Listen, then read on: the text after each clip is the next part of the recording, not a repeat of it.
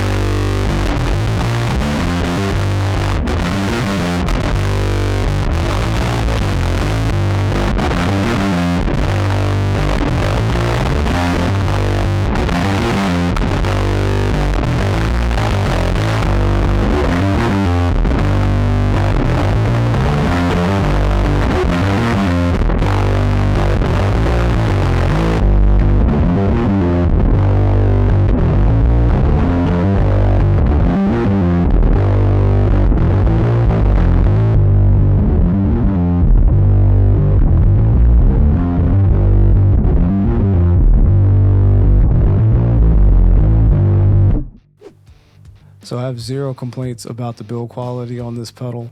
It's put together really solidly. All the knobs are on here nice and tight. Everything feels like it's going to be able to withstand being on the road. And the pedal's actually kind of light for the size, so if you're looking to keep your weight down, that's something to consider. Also, the finish on the pedal is going to be hand done for each pedal, which is really cool, and it means you're going to get an individual look to yours, even though you might get the same color as somebody else, and I always think that's a nice touch.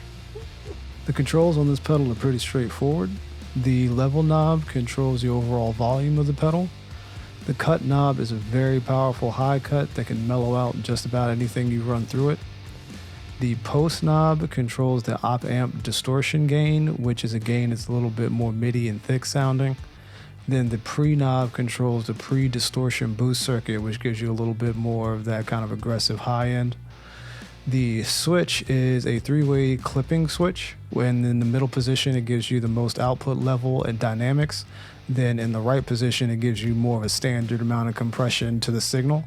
Then the leftmost switch sits a little in between with a lighter amount of clipping that keeps a little more bite and dynamics, but not quite as much as the middle position. So they really knocked it out of the park on this pedal in a couple of different ways, in my opinion. The biggest one being when you turn the pedal on, your sound doesn't get the guts taken out of it. And that to me is critical on any kind of drive pedal that you're going to use on bass, especially if it doesn't have a good clean blend on it.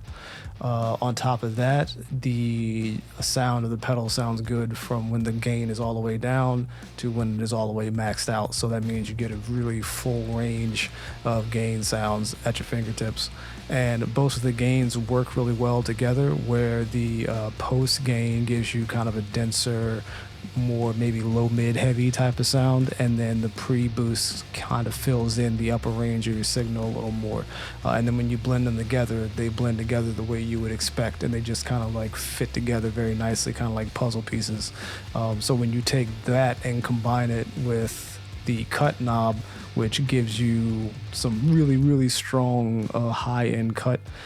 You can use this pedal in a lot of different situations because you can blend in whatever kind of flavor of distortion you want, and then you can use the cut knob to kind of get rid of any aggression that might kind of be too much for whatever genre you're in. So this pedal to me is a pedal that you can get a lot of mileage out of, and especially for the price, starting at $110 on the Malaise Forever site. This is kind of a deal because in my opinion you're getting like boutique pedal sound for normal production pedal prices, and that's a huge win for me. So as far as drives are concerned, this pedal is super flexible, so it sounds pretty good in whatever situation you put it in. But there were two combinations of this pedal that I thought sounded particularly cool that I wanted to give you a chance to hear. The first one, I blended this with the 3-leaf Octave Mark III pedal, which is an octave pedal.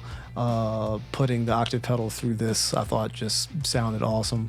And I also combined this with the Iron Ether Nimbus, which is a bass-specific reverb, and I got some pretty cool, like Terminator, Blade Runner-esque soundtrack type sounds. So check these two out and let me know what you think.